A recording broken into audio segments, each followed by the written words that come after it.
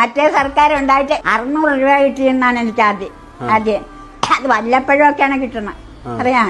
ഇതിപ്പോ ഇതിന് നമുക്ക് 16 30 മനസ്സിലില്ല എല്ലാം പോണ്. അതൊക്കെ പോയിട്ട് എല്ലാം ഇപ്പൊ സർക്കാർ ഈ സർക്കാർ എല്ലാം ഒന്നിച്ച് എല്ലാം തീർത്തു. ഇടക്കിടക്കിടക്കിടക്ക് വെച്ച് തീർത്തു.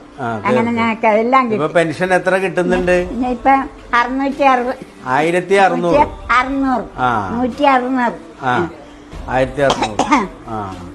ഇപ്പൊ ഈ പെൻഷൻ 2000 രൂപ ആക്കാൻ പോണെന്ന് പോണെന്ന് പറയുന്നു. അപ്പൊ സന്തോഷം, ഞങ്ങൾക്ക് സന്തോഷമാണ്. പെൻഷൻ ഈ പെൻഷൻ കാശ് കൊണ്ട് എന്താ ചെയ്യണത്? മരുന്ന് മേടിക്കണ്ടേ? മരുന്ന് മേടിക്കണം. മരുന്ന് വേണം.